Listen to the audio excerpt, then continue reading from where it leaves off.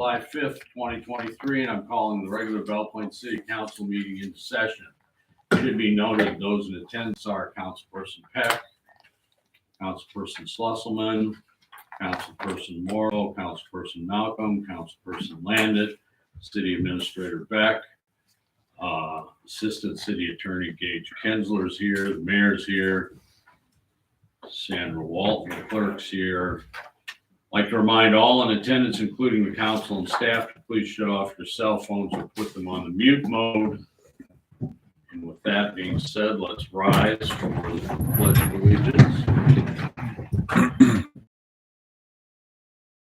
Allegiance to the flag of the United States of America and to the republic for which it stands, one nation, under God, indivisible, with liberty and justice for all.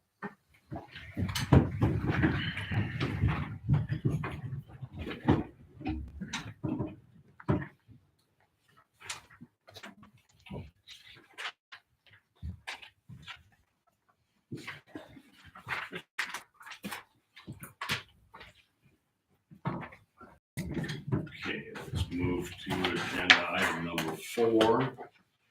Approval of consent agenda, council minutes of June 21st, 2023, and bills received. Number 12 has been scratched. We'll find you better materials to compare the engineering firms than just handing you the list. I was gonna say, poor Steve, does he know I'm on the wrong one? City administrator. Questions, comments? Let's Judy do it. She's got Here we it. go. Yeah. I know. Right, there was a clarification. I have to find out where it was here, I'm sorry.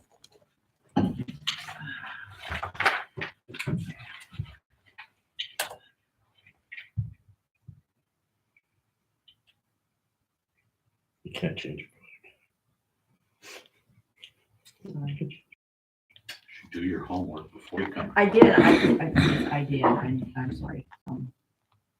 Okay. Jay looks puzzled by that comment. Go ahead, it's not anything major. Resident comments. Do we have any resident comments? Oh, hold it. I've got that one. I approved it on my own. Is there a motion to approve that?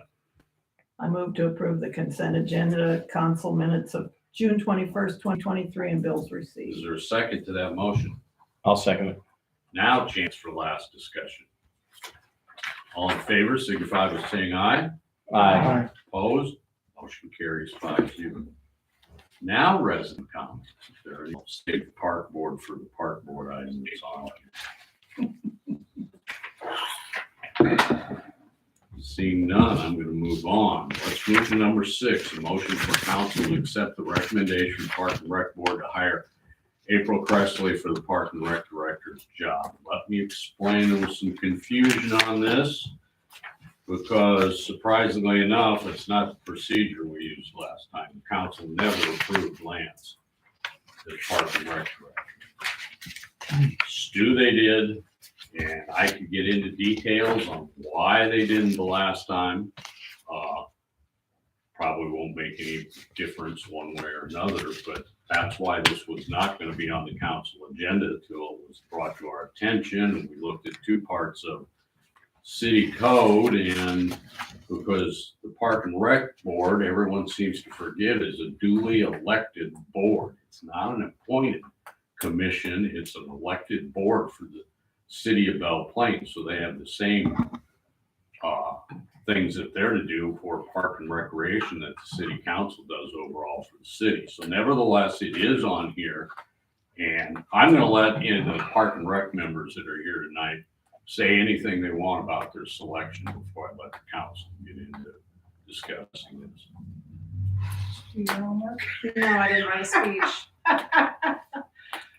All I can say is when we interviewed all 3 candidates, they did a wonderful job, but April stood out above and beyond. She put together a very good presentation, has a lot of goals, different things within our community she wants to start building up and bringing forth that we have always had, but not like advertised in different ways of looking at things. And she really just came for the job. She came shooting for the job, and she did a wonderful job at her presentation. That's all I got. Well, I have hired people over the years in different positions that I've been in, and I've never seen an interview like that in my life. She just really shot it out of the park. She knew what she wanted to do. Like Lena had said, I liked a lot of her ideas. She came prepared. She was well-spoken. She had a lot of knowledge on the subjects of what she wanted to do, and she just really hit all the boxes. Well, and I think you guys did your job. Roughly, we had 5 applicants. We interviewed 3, Correct. which is, unless another one stands out, that's probably the right amount. Okay, council, any questions? Well, the T-ball or baseball, but how is it going to play out as far as maintenance on the pool? And what is her knowledge? One of the pumps breaks, is she going to be able to fix it? Well, if you ask Lance, he didn't know nothing about the pool either when he first started. Well, I'm not talking about Lance. Yeah, but what I'm talking saying about is- Presley. I don't know that anybody knew anything about the pool. So I think when it comes to that, she's gonna be taking all the training classes and all of that. Lance has made it clear that he would be available to come and help if she needs it. And we would probably be looking at the city water to help if anything like that were to happen.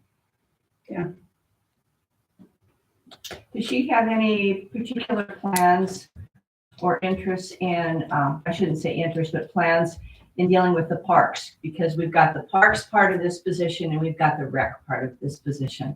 And I think that the parks that maybe need a little more attention. Like right now, Franklin Park Playground is not good. And I would love to see that have more mulch and be weeded and a little safer for the kids. So I would really be very much in favor of an emphasis on the parks as well as the rec. So her and I actually met Friday at Box Park. And just for reference, it's not Franklin, but it's one of the ones that needs some attention. And I told her, that I've wanted to come up with a plan on how to get more beds adopted, use of social media, that kind of thing. And then we also went over a couple of trees that needed trimmed that I'd noticed that I wanted taken care of, and some volunteer trees and a couple of the beds that aren't being taken care of that need to be taken care of. And she really jumped right on top of it. She had a student employee out there right away that morning, within 20 minutes, taking care of some of the needs that could just be taken care of right away. So I really think that she's dedicated to the parks side of it too. And if you just bring up your concern to her, I'm absolutely certain that she would take care of it. Okay, good, thank you. Other comments, questions, council? Well, I just think the way things are set up, the process has worked well. The park board did their job, and it's just our job to approve their choice unless we have concerns, and I don't have concerns. How many people are on the park board? How many members? 3. There's 3. So I think, if you guys work close to her and you guys have meetings, and there's recommendations from the public on stuff, I see you guys being a good team, so that's good. See, grading a test, know your government. Mitch is trailing in the D category, not knowing how many people. I have always been a compliance problem, and I always will be, so just get used to it.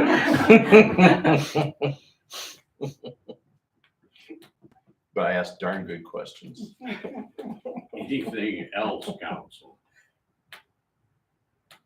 Then I'll look for a motion to approve the hiring of April Presley for Belleville. I make a motion to accept the recommendation from the Park and Rec Board to hire April Presley for Park and Rec Director. Is there a second to that motion? I'll second. It's been moved in second. Last chance to discuss it or get your comment in the minutes. All in favor, signify by saying aye. Aye. Opposed? Aye. 4-1 vote, if I heard that right. April Cressley has been appointed our Parks and Rec Director. Now that the council got to ask you some things, let me fire a shot that you guys got to take attention to. That bathroom project Oh, has to be, and we have to get something back to the Mansfield Trust, or they're talking about removing their money. Yep. So now, if there's anything, and I know playground equipment and flower beds and everything, but that's been on the burner how long? 6 years. Yeah, so if you can sit down as a group, push that along, see where the money's at, and see what we need to do. Steve's pretty good, Jay's pretty good when it comes to building planning and that kind of stuff, and see if I got a couple of phone calls from the Mansfield Trust people telling me what's going on, and as I tried to explain to them, Parks and Rec is a separate entity from the city council. I said, yes, we work the same thing, but I don't always know exactly what's their number one priority. So that's the one thing that I'm going to bring to you that needs attention in July. And I'm also going to say, I think it's time we pushed the school to put a chunk of money into that because they get the most use out. I'm sure they're going to say no. Yeah. I'll It's bet already you been anything put- he's got It's already Pebble. been put forth, yeah. I'm sure he's got Pebble money. Tell him it's one or the other. Either give me Pebble money for that project or trade lots with me for houses. Yeah, that has been pushed and yeah, we gotta, no, basically is what happened. We've even made some attempts to make some trades to get some money in there, and it was also a no. maybe we need to charge them to use it. You can't do that. You got a 2080 acre. Oh, So, yes, I could say some things, but we're on TV and wow, I didn't want that to sound negative. You guys did a good job interviewing. It's hard when you're not a full-time worker for the city to get the people in here and get you guys in your schedule to interview people for this. And then make a decision because decisions on employment for the city are local decisions, and I understand that. So I thought you did a fine job. And if you felt like you'd been misled at any point in time, that was not Steve, that was the mayor was reading the wrong side of the code. So thank you for coming in tonight to speak because I've noticed that she's been around here for a week now and she uses the photocopy more than Lance does. We've got a lot of positive feedback in the first week, so. Good. just so Good. you know. Anything, council, before I go to the next item? Okay, number 7, presentation by Steve Brush and Work Company about smart water meter technology. Nick, do you want to introduce your guy and So this is Steve Brush from Van Work Company. We got in contact because we use meters that some have been in circulation for 40 years plus. The meters that we have, they're positive displacement meters, which means that there has to be a rotation of a measuring chamber in order to make any type of a reading. That loses accuracy over time. Right now, our numbers with our pumpage rates and our accountability is absolutely horrible. So I'm what thinking that, improved? we've been improving it, yes, but we got a long way to go. And I have records all the way back in 2013 to now. I just have the pumpage rates, but I don't have the data about the billing. So I can get that to you guys too, so that way you guys can see how much water that we're now accounting for in previous years and how much we've improved just in the last year. But with the new technology that's coming out, it's the way to go. So Steve will tell you more about it since he's an expert on metering technology and go from there. Sounds good. And thank you for your time this evening here. I'm with Bainwork Company. We're a local company based out of Grundy Center, Iowa, and we're focused on our business with just working with utilities with their meters and meter reading systems on it. So Nick and I had an opportunity to sit down and kind of talk where you guys are at in the city here with your water meters, meter reading system, and what options are out there as we look at direction to go with those.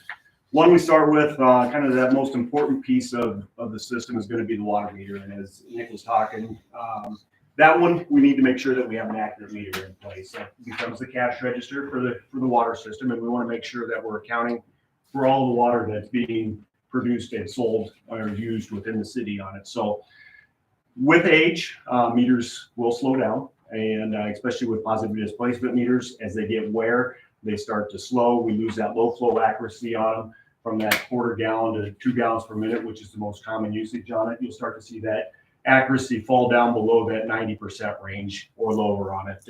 And that's unaccounted for water on it. As we look at that unaccounted for water produced to water sold, usually that number we can account at least half of that's going to be attributed to meters that are not running accurately. As you look at how often you should do a meter replacement project, I usually start with American Water Works Association. They have guidelines out there for utilities to use. For residential meters, they kind of look at that 15-year point as when meters should be replaced.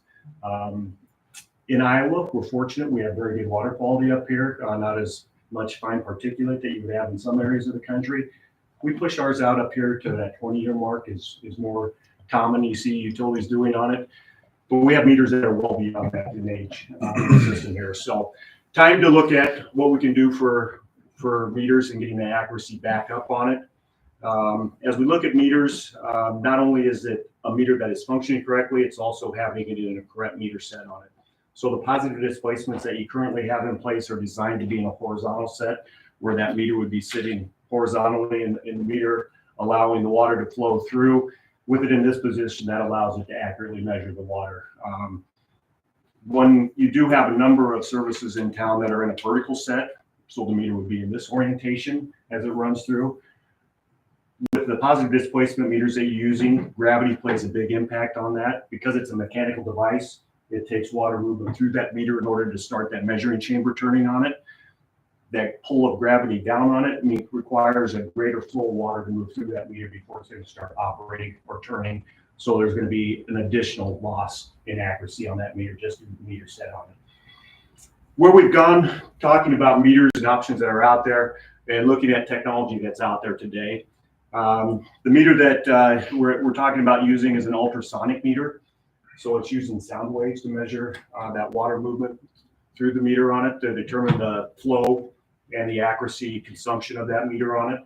No moving parts in it. So number one, that means that there's going to be less wear on it, which means that we're going to maintain that accuracy in that meter over a longer period of time. So on a residential meter where you would normally see a meter after 3 to 5 years start to fall off on accuracy and lose, with the ultrasonic meters, because there's no moving parts, we're going to maintain that accuracy up in that 99 to 100% range over the life cycle of that meter, which will be a 20-year life cycle on it. Greater accuracy, greater revenue, better return for the water that's being sold out in the system, allowing you to fully recapture all the revenue that's there. The other thing with these, because there's no moving parts, whether it's in a horizontal set or in the vertical set, we're still going to have that accurate measure of the water on it. So that allows us to put those meters back into any services that are in place right now. No plumbing work required to get the most accurate meter and accuracy of water used in those locations on it. As we look at the second piece on what we've been talking about, not only is it going to be the meter that's going to be the important piece on this, but how are we going to read that meter? And with that, we're looking at a cellular technology for reading the meters on it. With the encoded registers that are on the meter and tying a cellular endpoint into those, we're going to be able to get accurate, reliable meter readings electronically transferred all the way through from meter reading into billing, which one means that we have accurate bills going out to start with on it. Two, because it's being electronically captured, we know that there's no chance for inaccuracies on the reading that we're putting into billing on it, which means that we eliminate some of the rereads that need to be done out in the system with the current reading system on it. And also with the cellular system, we're going to be reading it on an hourly basis. So we're gonna have hourly readings coming in 4 times a day that are gonna give us a really good consumption profile for what people are using out in the system. At any point, we're gonna be able to go out and grab the billing reads we need, which means that we're not gonna have to send meter readers out in the field. Better use of time there allows them to take care of other duties that are out in the system. Also, that's gonna allow us to get finals and specials at any point that we need to also. 4 times a day, we're getting those new updated readings in. As somebody would come in moving, we're able to get their reading off the computer at the time that they're in. Actually allows us to get to the point where we could determine a final bill and collect payment right there while they're in City Hall. So a little bit more efficient method of taking care of operations there. The other piece that's going to be there with it is for any customer concerns. We probably have people that have bills at time. Because we're getting those hourly reads in, we're going to be able to give them a good consumption profile about what they used across that billing time period. Being able to show them when consumption took place with date and timestamps on it. We can see when leaks started, when they ended, how long they lasted. And in most cases, that's going to help to resolve those questions or concerns that the citizens may have as to why that high water bill took place. Jog their memories. We had a bunch of company over for the 4th of July. That stool stuck in the basement. We forgot to jiggle the handle on it. The kids had the hose running out in the backyard longer than we thought they did. All those pieces that will attribute to it. And it takes that big water bill and breaks it down into small numbers, making it easier to understand. The other important piece about that is being able to accurately track your water consumption and your unaccounted for water. Because we're going to be grabbing hourly reads that are going to be time synced to the top of the hour. Every day, we're going to have an accurate number for water produced, water consumed, and that will give us our percentages to be able to determine that on an accurate basis on it. So from a record keeping standpoint, a system monitoring standpoint on it, we have very good data to be able to make sure that we're monitoring that as close as we can on it. It will also allow us to determine different situations or issues that may be occurring in the system with meters, whether that would be potential leaks. We'll get identifications and alerts for high usage or leaks that are continuous, being used over a constant period of time. We'll also get reverse flows as well as stop meter information coming back in immediately. So rather than seeing that happen at the end of the month when we read the meters, we're going to be able to monitor that on a daily basis, weekly basis to make sure that we're addressing those issues up front and being proactive about them. The cellular system, we work through a Verizon network for it. It uses a cellular endpoint that will be wired right to the meters, and it will then just communicate through that cellular network back into a hosted software platform that will place those readings into the system. And all city staff will have unique login credentials to be able to log into that, being able to look at not only the customer information, also looking at the graphs for consumption on it, and making use of it for different methods on it. Meter readings that transfer across the billing will take place once a month. We'll just grab the most current readings. Finals and specials you can always grab. And then any system monitoring, they can do field services too. It's just a web browser to be able to log in and look at that information on it. And one of the other pieces that we had with the cellular system that's going to be there, outside of just city use of it, there is a customer portal that will allow the customers to be able to monitor their water usage also. Hopefully they get more proactive about it, being able to get out and look at how much water they're using themselves, being able to set up alerts to be notified if their water usage gets high.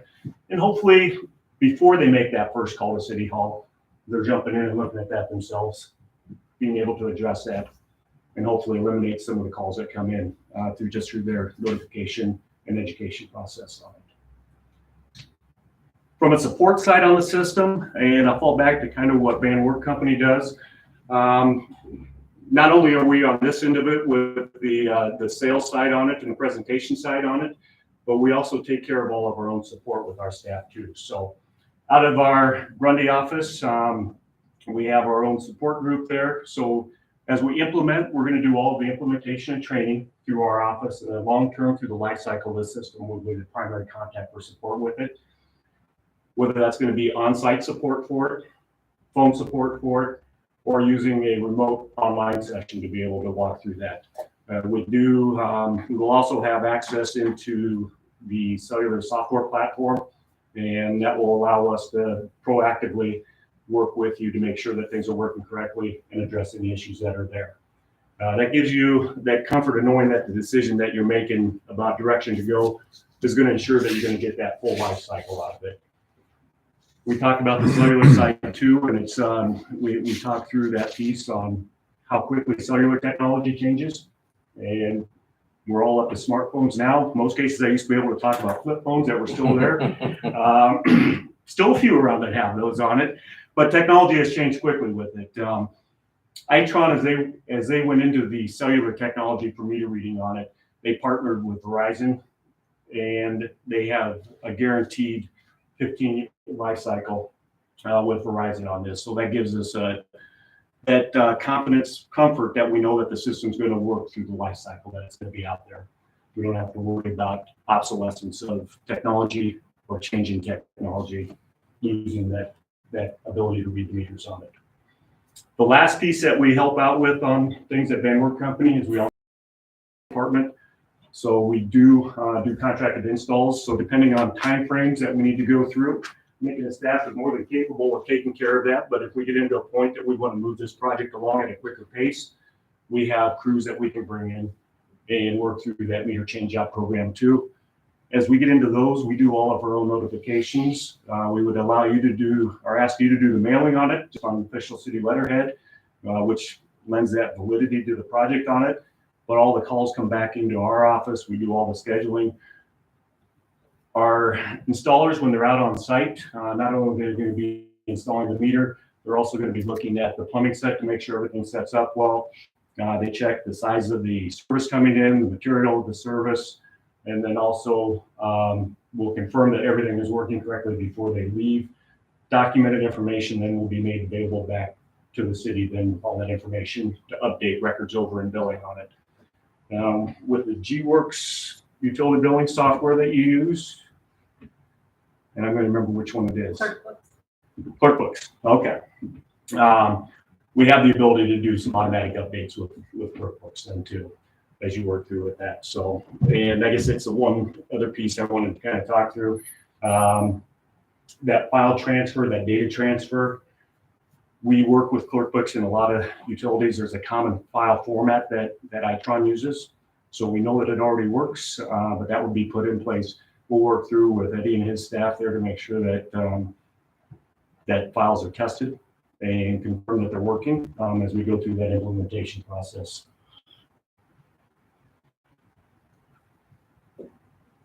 Questions you may have? I have a question. You said that there would be the capability for the consumer to monitor their own use. Yes, ma'am. So they could see if there's something going on that Correct. they aren't aware of. Would the city have that same opportunity or be alerted? There's a extremely high water use at 101 First Street. Yes. Okay. So it's from a system standpoint on it, the city's going to be able to monitor every water service that's out there. And as alerts come in, and we're looking for the most common ones that we're looking for are going to be continuous leaks. And as it looks at continuous leaks, it's checking the meter reading every hour. And if it sees a change in that meter reading every hour across a 24-hour period, that would be 1 day of a continuous leak. And city will get those alerts coming through to them. So we'll be able to monitor from the city side that if there's going to be those issues that need to be addressed on it. One of the reporting functions in it that you'll be able to pull up will be a leak report on it. And just those that have had continuous consumption will be identified on that. We also do the same thing for reverse flows. Not that those are as big an issue on it, but reverse flows, either from a tamper standpoint or just from a backflow situation, are nice to know about from a health and safety standpoint on it. And then stop meters, we always going to monitor for those too. And then we also look at tampers, which would be meters that have been disconnected from the reading system. So if a wire gets cut or damaged to where it no longer can read the water meter, we'll get those alerts too. So it allows staff to be proactive on getting those repairs made on it and getting that data coming back to one system. So city gets citywide notifications on it from the homeowner standpoint, they're gonna have unique login credentials that are gonna allow them to log in and look at only their meter consumption history. Yes, sir. Is it okay if you pass it around so everybody can take a Yeah. look at it? I guess I had another question And the top too. flips up on. You were talking about, when those would be installed, that all the plumbing would be checked to make sure that it works. If there's a problem in an individual home with the plumbing that has to be redone, the Yes. homeowner pays for that, correct?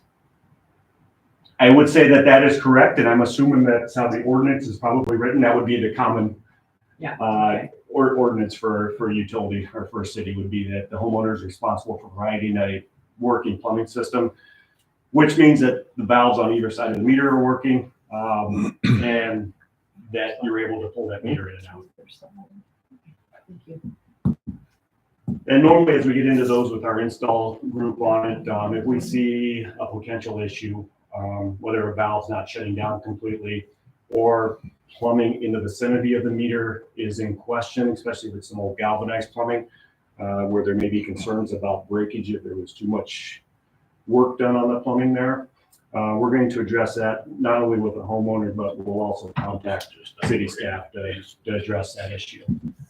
We've also at times, if it's just a valve issue, we may see if we can shut off at the street at the curb stop, which would allow us to complete the work on it. And then at that point, let the homeowner know that they need to make repairs on it.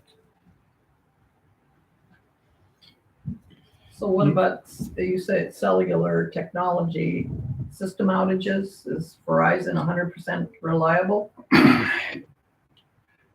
There's always that opportunity that something may happen to the cellular network. If there's a catastrophic failure in cellular technology, we do have a backup with this reading system where it is still transmitting an RF signal out. We would not, and as we talk through that piece on it, you would not need to have that RF technology to read them. That would be one that if there was an extended period where you were not able to get the cellular readings and we got to a billing point on it, we have the mobile RF reading system in our possession on it, and we would just come down and read for you. Where is this being, sorry. Like what happened with the derecho? And yeah, acts of God that may occur that would not, I mean, that would be one that we would just work through and we would have to do an RF signal up until they got it. I will say that with the dependence on cellular technology today, that that becomes a priority in repair of infrastructure. Meter reading probably not on the important end of that, but just from a communication standpoint for people to be able to communicate with emergency services or anybody else that they need to, that they make a priority to get those cellular services back up and going. If something happens, it's we do have a backup method to be able to capture those readings still. So the derecho was in August of 2020. Was this system available, installed, being used at the time? No. Okay. Did you lose cellular service up here? Yeah. For how long a period? And it's A couple to several days, 7 days? several, I don't know, Several. whenever we found out that they didn't have generators on the towers. So, yeah, I mean, as those things would occur, I mean, one, the cellular endpoint is going to continue to capture data until it would communicate again. It holds 120 days worth of data in it. So we would, once it came back up, it's going to transmit and backfill that data on it. But if that time period was extended across the billing period and we wanted to have the most accurate reading, we could still make a drive through town to pick up those readings. What's the weather rating on that? Weather rating on that one, it's going to be, I think it's -15 on the low side, up to 120 on the high side. I saw a thermometer on here. Will this give us an alert on the temperature of the? Yes, it will. You said that. I didn't catch. And it is. So it's pieces that we get in addition to a meter reading on it. We're also going to get, we talked about the alerts that were there, the continuous leak, the reverse flows, the tampers on it, but it also will measure water temperature as well as ambient temperature. So what we're hoping to prevent is going to be frozen meters. So it's somebody that may have heat go out in their house and we see that water temperature drop below a threshold level on it. It reads the room and the water, Yeah. so you know if the room starts freezing. Yeah. That's cool. So we hopefully get out, we get the situation rectified before it freezes. one would be that somebody's out of town and furnace quits on them. Hopefully we can get that identified, get the water shut off before they have water damage in the house on it.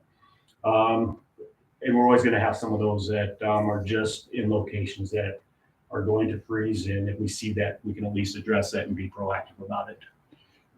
Is all of this cloud-based, or do we have to host a server for all the It's gonna be metadata? cloud-based.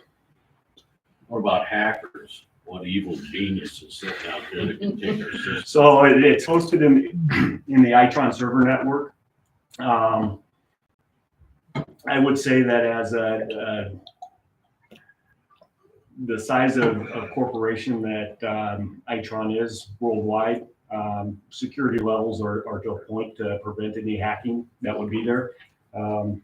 But Never say. never say In never. other words, they're targeted. Yeah. It's, Anymore, you're targeted. with that being said, they do multiple locations with it. So their primary hosting site, they'll also have redundancy in 2 other facilities, which allow, if one of them goes down, they're able to convert over and still have you running on a second one. Backups are also going to be there so that your data is going to be available for you. Is that like 24-hour backup? Yeah. Yes. Benefits of a hosted platform on it, we look at it, one is going to be accessibility for it. Being able to access it through a web browser makes it much easier to get in and use. We're not reliant on being at a specific computer that's tied to the local network and be able to access that. It also eliminates upgrade issues that occur with Windows upgrades. We don't have to worry about those. Our computer replacements are not an issue. You can replace that at any time. You don't have to worry about scheduling software changes for that to take place. In worst case, if a computer goes down, you just move on to the next computer there, pull up a web browser, and you're back in on it. That also And what's the allows- lifespan of that? This one's going to be 20-year lifespan on the meter. Because of the technology with the ultrasonic technology and having the electronic register, solid state register on it, it has a battery in it. And that battery puts it at a 20-year life cycle. Do you think the technology is going to last 20 years, or is technology going to last 5 years? And then that has to get upgraded. Redundancy is The meter will last 20 years, and Deal meters, German technology. It's actually being manufactured in the Chicago area, but they got into the ultrasonic technology in the late 90s. So that technology has been around for a while. It was big into Europe. In the last 10 years, it's come over into the US market, and very reliable on what it does and how it samples and how it grabs that data from it. We We're also just testing you. No, that's all right. We talked about all the notifications. It has a battery in it, but we also get a notification for battery levels on it. So as the battery in that meter would start to decrease, get to a level to where we need to address it and get it replaced, we'll have that notification to be able to get that meter replaced before it quits and we lose that recording capability on it. How long have you been affiliated with this technology? Well, let me say it this way, and I'll work my way around to your question there. So personally, from my standpoint, I've been in the water industry for 38 years. I spent my first 14 years on this side of the table. I was with City of Urbandale Water Department, so I've worked out in the field and I've worked with meter reading systems, and I actually made the decision on how we were going to read meters in Urbandale on it. The last 24 years, I've been on the distributor side, working with several different companies with meters and meter reading systems on it. I've had Iowa for that whole time period on it, as well as areas in the upper Midwest here. So experience working with meters and meter reading systems and how they implement in with utilities, I've had a lot of experience with it. My current company, Van Wert Company, I've been with them 3.5 years, working with the Itron systems. Itron has been around a long time, but as I got into Van Wert Company, they have been in business for 23 years as an Itron distributor. The last 3.5 years, they've had the water side. They had the electric, gas, meter reading systems for that whole time period on it. Itron made some changes in distributors, and because of what Van Wert was doing with their systems, they gave them the water line also. When they made that move on it, the owners of the company asked if I would come across and help out with the water line on it. So I would say that we bring a lot of experience to the table with the systems and with the Itron systems themselves on how they operate. Okay, well, I guess my question was, if these units were not operating during the derecho, where since then have? So the ultrasonic meters have been around for the last, in the US market for the last 10 years. So those have been around. The cellular technology is a newer technology that's out there. Itron's been with it for the last 3 years. So post derecho, moving in with the cellular technology on it. We're about 3 years right now. Yeah. So it was shortly after the derecho as to when Itron released their cellular technology. And then if we were gonna research this with another city, where near us, is there someone that's using the technology? Using cellular, actually in Iowa, you and Powell Sheepwater are the first two that are looking at implementing the cellular technology with Itron. From an Itron standpoint of systems that are using it, we have a number of them around, and Benton is one that's just up the road. Garrison is using it. As we go to the south, Amana is using it. Montezuma, Williamsburg actually has a system in. Brooklyn, Malcolm, and Grundy Center is one. We have about 140 Itron customers in the state of Iowa here that are using some form of technology, whether fixed network, mobile RF, and cellular is just the newest piece that we have out there available for it.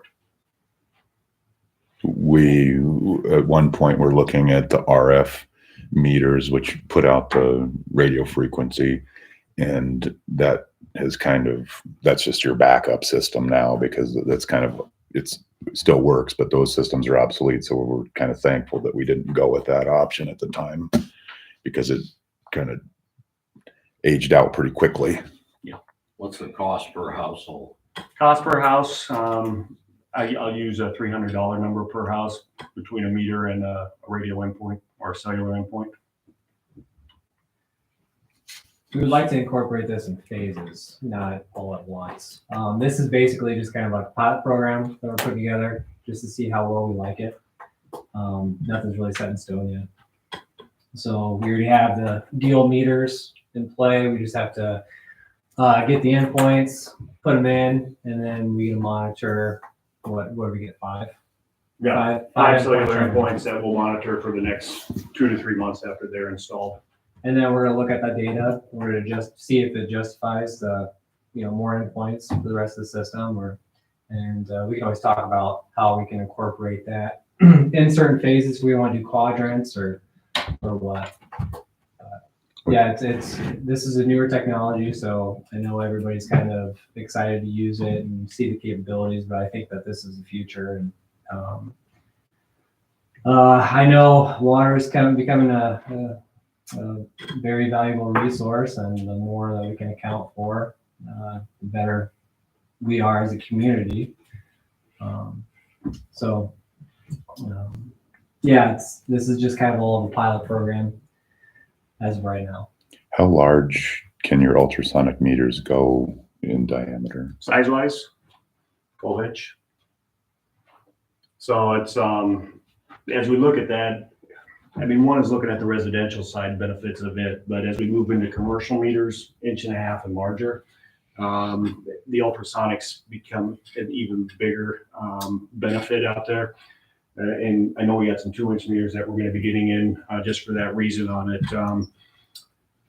As you look at large meters, you always have to size those large meters to meet what the maximum flow demand is going to be for those. So at times you have to size a meter above where you'd like to for the low flow, just to capture the high flow on it, and you start to lose accuracy on that low end on it. I use a 2-inch meter for an example. A current meter, a positive displacement meter, which you have in place, we're more in that 2 gallons per minute on the low flow accuracy, to where it really starts measuring accurately. But we get that 160 gallons per minute on the high side on it. With an ultrasonic meter in a 2-inch size, we're going to drop down to a half a gallon per minute on the low side and still getting that 160 gallons per minute on the high side on it. So we're recapturing or capturing on that low side an additional gallon and a half of usage that was being lost otherwise on it. And that maintains that similarity as it moves across sizes on it.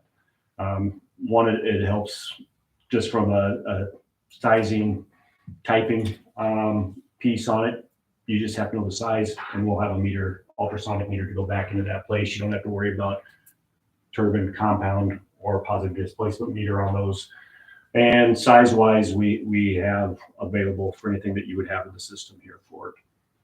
So when he says 2 gallons a minute, that means you could be running a shower full blast and 2-inch meter might not register it. Whereas if you're with the electronic one, you could be shaving or you just running a trickle and you're account gonna for pick it. up. Yes. Good way to put it. Yeah. Just because the conspiracy theorists are going to be out there and all freaked out over this, are these calibrated? Do these automatically read? I mean, how do you know the accuracy as far as reading what they're supposed to read? They will come with a test German tag. technology. I know. Just You like their stole my automotive thunder. I was industry, just it's, going to say that. Yeah. The Germans, they can't be wrong. They do come with a test tag on them, so before they leave the factory, they're tested for accuracy. You got Mercedes-Benz commercials going through. I know. Come on. we Mayor's stole- quick. we You gotta stole- stay with we it. We stole Einstein from the Germans. Right, exactly. But people are going to ask that. No, and that's always the case, and it's changing technology. I mean, a mechanical meter, the positive displacement, it's kind of easy to understand. It's water in, water out. Something's mechanical is moving in there, and it's spinning across into the register for measuring consumption on it. Now we're going to be measuring sound waves on it, and it sends a signal, sound wave, both directions, and it samples 4 times a second. And as it's sending those sound waves, it's calculating the difference in speed for that to transfer through that flow of water. And based on that transfer difference in that time, allows it to determine accurately what the flow was on it. And based on the flow, then we can determine what the consumption was based on it. And with that sampling period being in that 4 times a second, it allows us to accurately capture it across all flow cycles on it. We don't have to worry about missing fluctuations in the flow rates. And I don't get to watch Nick go to the north side of my house and go, crap, it's on the south side of my house. Yeah. My ring Yeah. camera cut it all, and I'm at work laughing. I went, I know what he's doing. Yeah. Still trying to memorize where you're at. Yeah. You're trying to roust your dog. Yeah, exactly. Well, the dog was working. I thought, all right. There's only 1,200 to memorize. and his look, he was like, oh, God, every house. Where could they hide this? I thought I better watch I bet my meter's read wrong. Aggravation and cost. And some of those, I'm just amazed at where the remotes get placed. And, yeah. It made perfect sense when they were installed though. Right, exactly.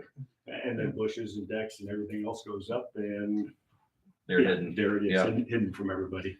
Well, I like the efficiency on that part, plus the fact that you can read that to where you can catch instead of having someone come in front of us and say, hey, we had a toilet leak for a month and a half. You guys hopefully can catch that within It will monitor. 24 or 48 hours if there's some alarm. And usually that it's goes our clerks that catch that Exactly, anyway, but right. this will be more instantaneous. So Yeah. you can be saying, hey, Yeah. what's going on at your place? You just went through 1,000 gallons of water in one day. Well, the utility credit too. I mean, we would be able to save on money if we're able to catch, customers' leaks right away instead of just a month. And they went through 25,000 gallons. Well, that's just money we lost on the wastewater side of things. Come on, the water's free. It's coming out of the ground. And your own pump. Well, I assume you guys will be putting in the test ones, and this will be a part of whatever our engineer comes up with our water program too. Where are the test ones going to be placed? We're still evaluating that. based off of my HMI screen for the water tower and the well field when it runs, I would like to talk to everybody and maybe see where our largest customers are. So that way, if our, I can tell you're one of those. for my house, I think 14,000 gallons just last month, but yeah, crazy. But if we're able to look at our run times for our well fields and we have any questions on why it's running longer than normal, we could actually go into our larger customers and see if they're using water at that time. So that way we're right on top of water main breaks if they do happen. Like I think the last one we did on 8th Avenue and 10th Street, we caught it in a matter of a couple hours, which if we never had that trend chart on our HMI screen, we wouldn't have found that for at least 24 hours. And we were going through a lot of water at that time. So it's just it's a faster way to respond to emergencies and to just know our system better and keep our costs as low as we can and reinvest back into treatment facilities in the future. So.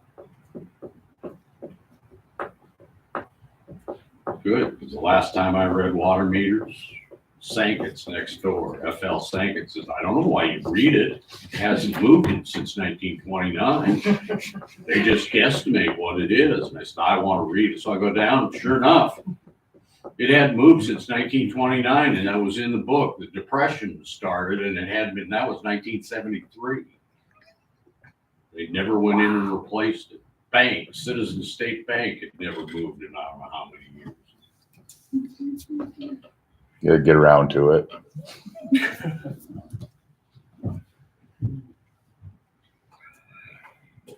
Any questions, council? Well, thank you, Steve, for your presentation. Yes, thank you. We'll be actively involved through the pilot here as we go, and yeah, hopefully if there's any questions, pass those on to city staff and I'll get those addressed. Okay. Thank you very much. Thank you. See you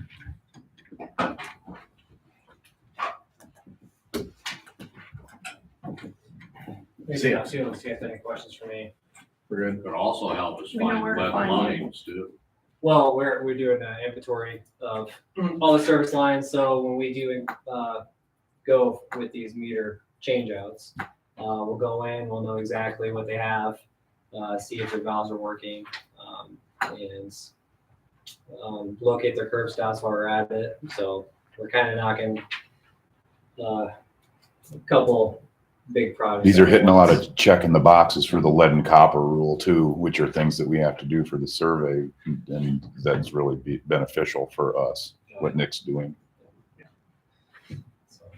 Fly Thank you. swatters for the next meeting. Yeah, So exactly. Every councilman's armed with a fly. Steve's going, what the hell are they doing? See you later. Thank you. At least we can go to war fairly if we all have a shot. Number 8, discuss for approval of a tax rebatement under the Belle Plaine revitalization plan for Dennis and Teresa McLeod at 2004 7th Avenue, Belle Plaine, Iowa. Parcel, I'm not going to the parcel number. I'll leave that to the folks. Questions? If there are no questions, looking for a motion. I move to approve the tax abatement under the Belle Plaine revitalization plan for Dennis and Teresa McLeod at 2004 7th Avenue. Is there a second to that motion? I'll second. Seconded. Last chance for discussion. All in favor, signify by saying aye. Aye. Opposed? Motion carries 5-0. Night, Gage. Thank you for coming. Number 9, discuss for possible approval of changes to billable water department charges. Yeah, the red ones are the post you. Yeah, so if you go through and look, it's to upgrade, to labor costs, and a whole variety of things like sewer taps when, yes, we used to toss the materials in for free. At times. and the materials fluctuate so frequently, it's hard to, you know, there was a flat rate at one time, and that doesn't really work out very well. Other questions?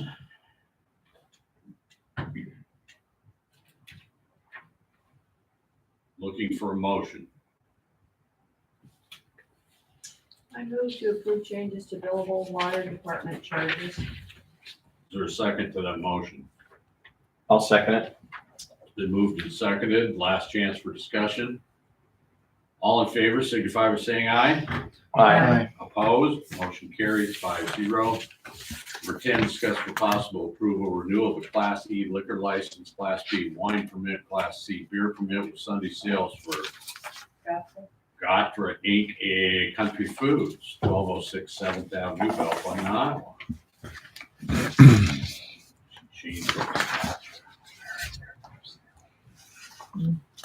Questions? Motion? I move to approve the renewal of the Class E liquor license, Class B wine permit, Class C beer permit with Sunday sales for Gatra Inc., 1206 7th Avenue. Is there a second? I'll second. It's been moved and seconded. Further discussion? All in favor, signify by saying aye. Aye. Opposed? Motion carries 5-0. Come on, just lane.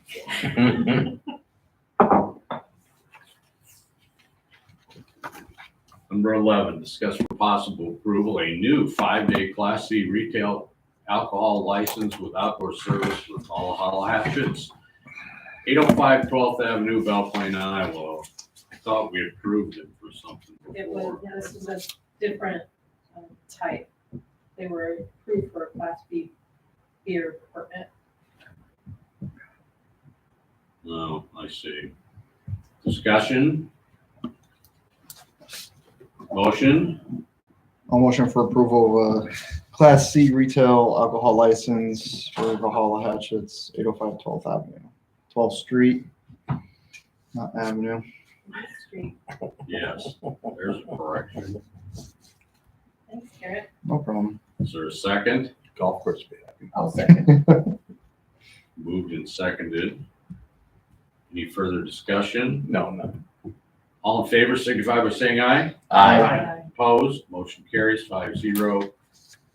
12's been tossed. Please read those engineering reports, and they'll come with a chart at the next meeting for you to discuss who you want to pick. City administrators report. I have had several people, developers, talking with me about different ideas for housing. That conversation's picking back up, which I'm excited about. There's some talk about townhouses. There are some people that are interested in possibly doing a tiny house, and then just regular housing. So I am excited, like I said, to try to help them come up with solutions and locations that work out best for those. Still working with ECOG on the grants for the generator for the fire station and for additional tree funding. There was some other guidance that came out, so we had to make some adjustments on that. We're continuing the selection process on an engineering firm with the short week and other factors.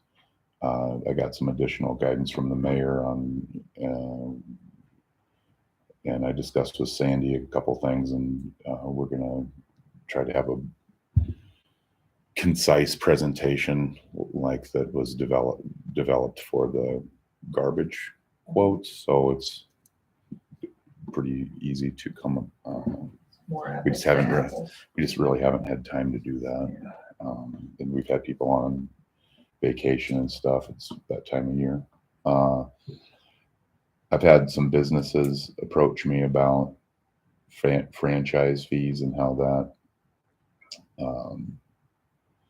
just answering questions about that with their utility billing and going over that whole process. And I have several more that I need to speak with, follow up with with questions that they had. Working with Newhall, their operator will be available probably after the week of the 10th for us to go over in small groups or however we want to do it. We're going to be pretty accommodating. Just need to give them a couple days heads up on They it. must have done an update to their system because they had a brief boil order for their water. But they made it sound like it was just a temporary thing. Well, or it could have been a water main break because half these towns don't know how to handle it without it. Yeah. Yeah, sometimes if you go below 20 PSI, it's just part of you have to do a boil advisory, and that's just for safety. Just until the chlorine residual gets built back up in the Yeah, it didn't system. last long. I met with Dustin Vandehoff, who's one of the directors for Joni Ernst today, and we just talked about a number of different topics and things that are going on, positive things, challenges, and I had not met with him before. He's pretty easy to talk to, so hopefully some of those things will make it back, and we can continue conversations on some of those topics.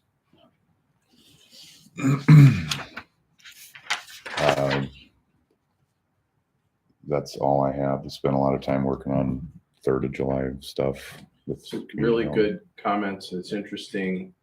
Some of the people I saw that came into town that hadn't been in town for a couple, 3 years, noticed all the trees, new trees that had been planted. So they were impressed that the town put that much effort. So out of town people who born and raised here at least noticed that there was an effort with the trees. So I think that's nice for people to notice that. Yeah, That the derecho, really wiped out a lot well, and emerald ash borer and all these other things, Yeah. and I just want to keep hitting that full blast. And but it's As just long nice as to people know wanna that, participate. people that come in, they're noticing Yeah. that there's an effort being made to. you may notice some They do. trees aren't doing well with some of the springtime weather fluctuations. We lost some of the newest trees because the buds hardened off. So I talked to the DNR guys, and they're like, it happens, but we're still about. Yeah, go over and look at my brother's front yard at the $8,000 tree he bought. Now it's just little stumps sticking out. Are you aware that the DNR has a program for emerald ash now? Yes. Okay. Yes.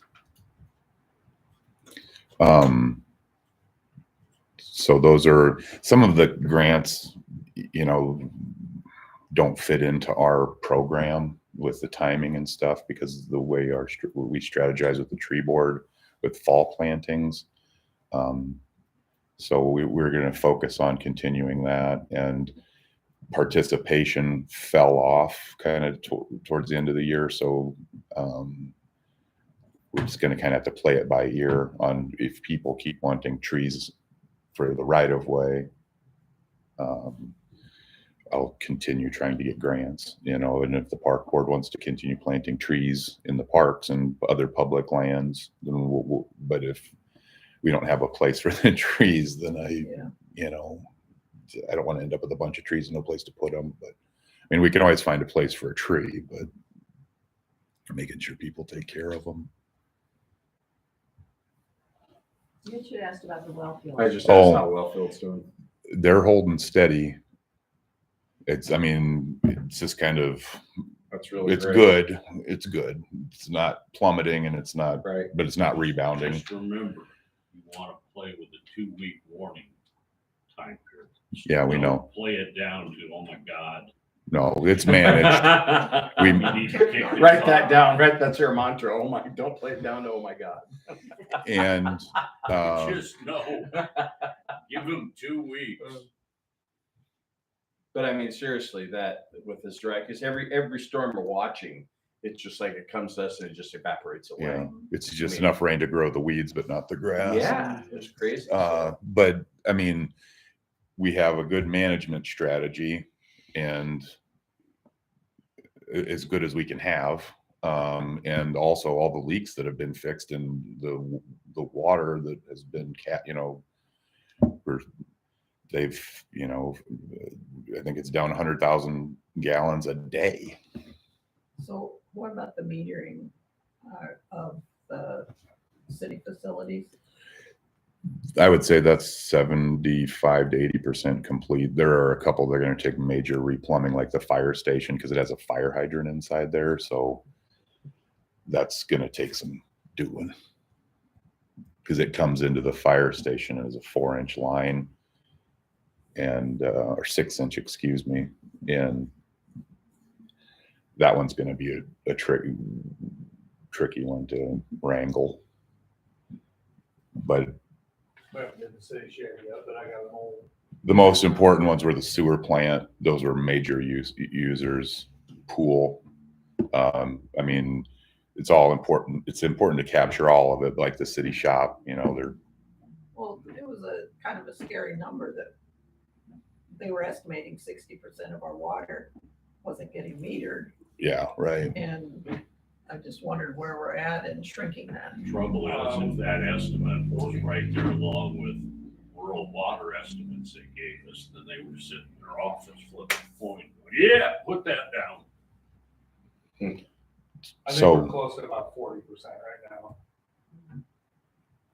Lossage.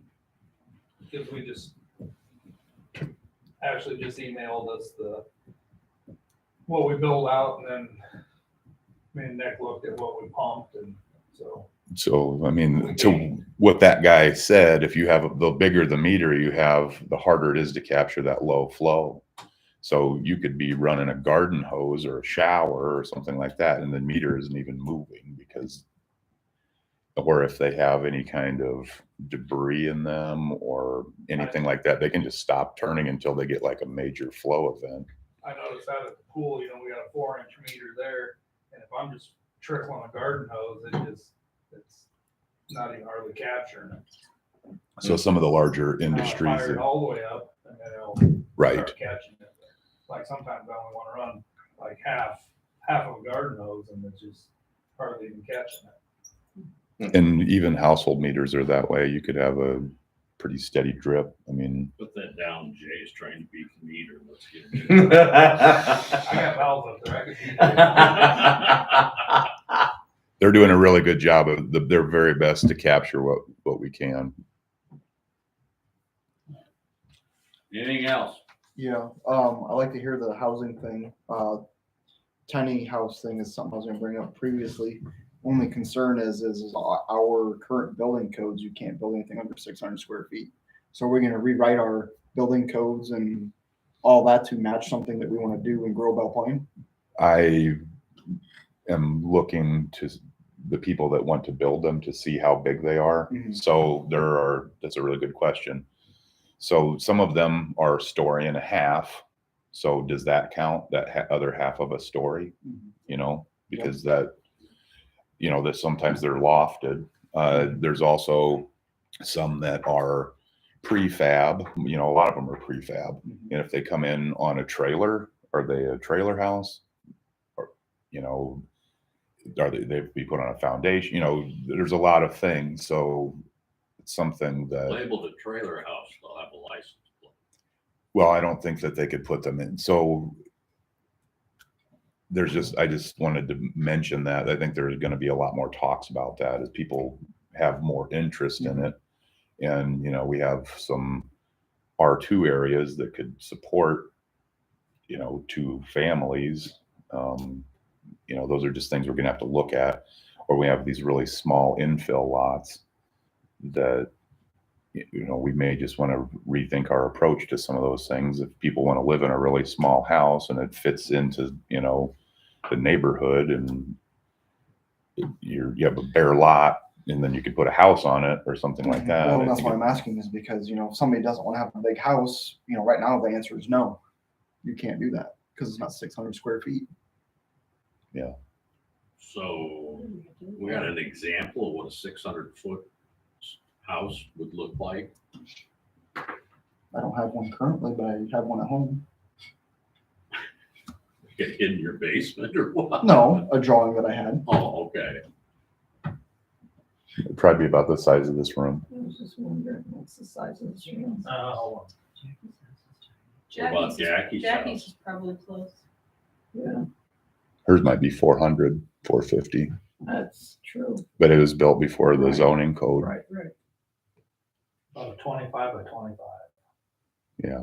There's a lot of us on the. We got, if in any of these things, somebody gets interested, we find a developer, then we may have to look at our code. Right. And, you know, some of these half lots and things like that around, you know, maybe someone could put a house on there instead of someone buying it and just having a bigger yard or putting a garage there. Or, you know, we could have more. I think it's good to focus on population density and, you know, making sure we keep the housing in I the would sell for town. somebody to build some houses. Yeah, right. Prior to the agriculture plot we've got in the south end of town. And just to be clear on the townhouses, those would be something that are like, you know, 2 stories, maybe with like a garage underneath, and they're 3, you know, 3 houses, 4 houses in a row, like a condo with a upstairs, downstairs, maybe a garage underneath or somewhere in the back. Kind of, those are becoming more popular. Just a And, connected big building with. Right. multiple living so if it's a R3 or an R4, you could have, Well, similar to that A lot of one on duplexes, and a lot of What is townhouse, yeah. 13th, 14th Street that your mom used to live in. Oh, that bad. yeah, That's something similar to that. yeah, oh, Mean like necessarily that's that. like a condo, or, you know, it could be multiple. Yeah, so I mean, I'm interested in anybody's ideas and trying to There, help you them better get where they have want to good go. neighbors, so. Garage to garage, not That's house to right. house. That's exactly how you do it. I see all these ones house to house. I'm like, You why know, wouldn't they do garage to garage? Anything else? Unless anybody has any It's questions. my last meeting for this month, so I'll give you my last report. EasyCog, which was a normal meeting until the staff brought out their plans for remodeling the EasyCog offices. And they had 2 plans, that one or 3 plans, one ranged from $230,000. This is on a rental area, to changing our rent pattern to, I forget, $13,000 a month. Well, it became very evident to the EasyCog board that, yes, they were looking for, the staff is expanding. And they do have a executive director and then 4 department directors. Well, they wanted offices for all those, and they wanted to get away from the cubicles. And then after the discussion continued, they got soundly defeated. I think with 10-6, 10-5 vote and told, bring us a modified plan next month. It was, I mean, I looked at them and said, I taught in a classroom for 40 years, that didn't have a back wall in it. You guys can't survive being in cubicles? Come on. Take 25 8th graders and put them in there and see what kind of crazy things you can yell at each other. I said, my current office is a jail cell. You don't hear me complaining. My clerks painted their own office when we gave them new carpet. I don't think they expected the council, the directors to react at that. But I'm sure when we left, they were probably wanting to throw stuff out of the windows of their cars. But otherwise, it was a normal meeting. Somebody should cover my landfill meetings. There is a resolution Sandy can pull out that she can tell you who's first in line. Is it the senior council member? There's a resolution we passed. Yeah. EasyCog you don't have to cover. I've already talked with Benton County. That'll be taken care of, and you won't have to do anything with Benton Development because once we start getting Ashley going, and we have a event development meeting next week, we get Ashley to go to that, Belle Plaine will be covered, and then her sister, who is the vice president / treasurer, will have to run the meetings while I'm gone. So those are covered, but, and I will send a notice to the landfill people to send you the agendas and stuff for at least the next month. Last meeting lasted 23 minutes. I know, Mary, I sent you and it lasted 2 hours or whatever godly thing it was. I never seen Famous it. last words. Usually lasts less than 30 minutes. That being said, unless you don't have questions for me, Jay, you got anything? Jay got anything he wants to tell us? Correspondence, none. Old business, none. Resident comments, we've outlived our residents. I thought everybody did a good job for the 3rd and 4th. Seemed to be pretty well organized on the 3rd. Who was down there listening to the band? I heard part of it, and people that were there said the band was okay. Okay, people There weren't that many people people I downtown. talked to said, oh, the Oasis, or no, the Office brought their speakers out and drowned the band out. It was so bad. Just, sorry, folks, not a music critic. I wasn't there. Saying that was one of the things I was told. But if we get started early to pick a band, if you wait in line to be the last dog, you're gonna get the, do's and don'ts with Raj being wheeled in a wheelchair. Yeah, but the do's and don'ts are. Jerry, come back. Anything else? I'll look for a motion to adjourn. I'll make a motion to adjourn. Is there a second? I'll second it. All those in favor signify by saying aye. Aye. All those opposed, same sign, 5-0. You're out at 7:48 p.m.